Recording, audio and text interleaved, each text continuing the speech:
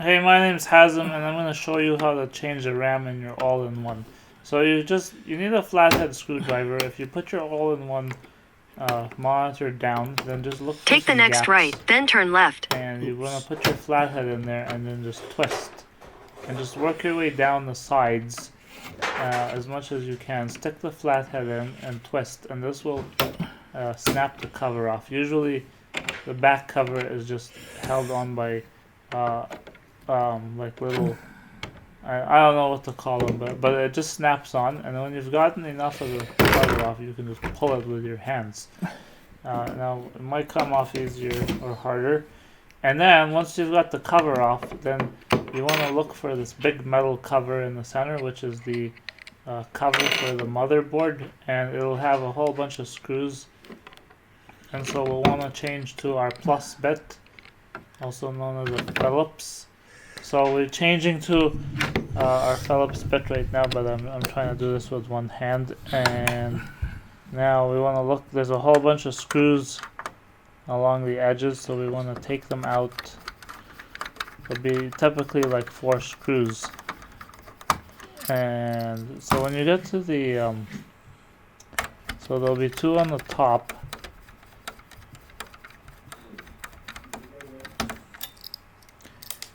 And then when you get to the bottom, you'll typically, some of the screws will be held under a plastic piece that covers all the ports, so you'll want to take this plastic piece out.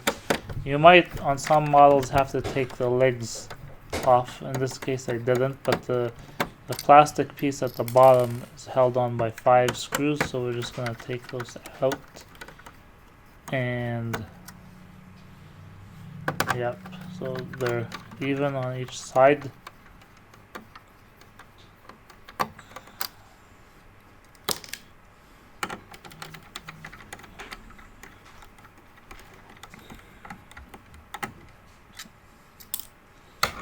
Now then the plastic piece comes off, typically.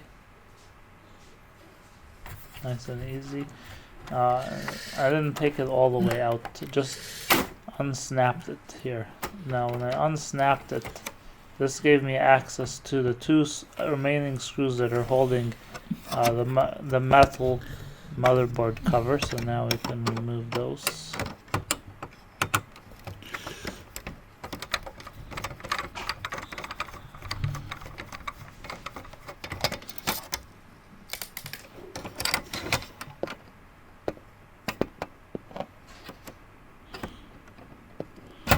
I'll just try to fit my screwdriver in there. Now you might want to use a electronic screwdriver, or also known as a jeweler's screwdriver. I'm using a little bit bigger bit, but that's okay. And then now once you've taken the screws out, now we're going to try to just wiggle this cover off. Be sure you've got all the screws out, but sometimes it sticks at the bottom because it's got like foam around where the ports are, so you may need to get your hand in there and wiggle it from the bottom because the ports come out. And then you get the cover off. So now that we got the cover off, the RAM is on the left side. It's pretty obvious where the RAM is, and we just want to unsnap the RAM by pressing the tabs on the left and the right. So now our RAM just pops out. Normally your computer will only have 1 stick because they're cheap, so they have one. This one has a 8 gig stick, DDR4. When you upgrade, you always want to add 2 sticks so you can take advantage of the dual channel. So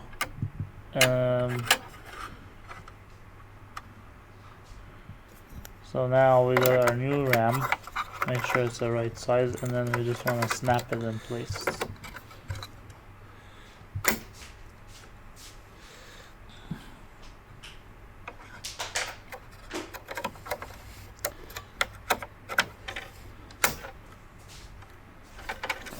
So once our RAM's in place,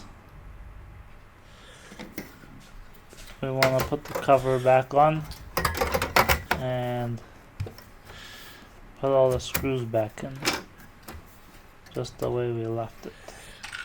Make sure everything's nice and flush. So I've put the top cover on.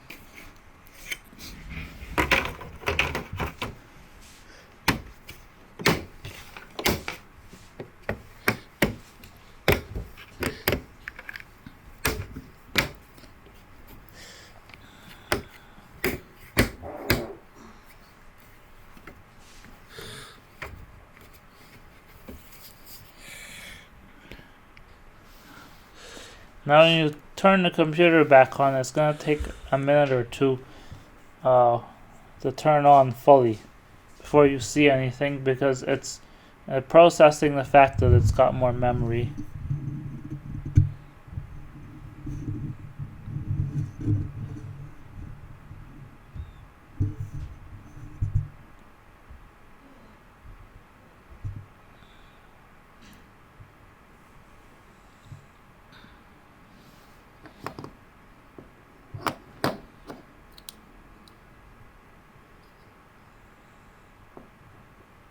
So just wait for it.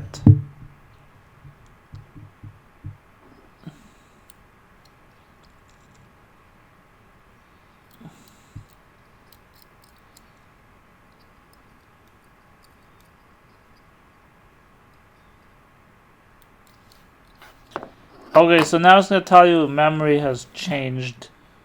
So instead of pressing continue, you'll want to go to the BIOS setup, and then we're going to take a look how much memory we have now versus what we had before. So this is going to take a second as well.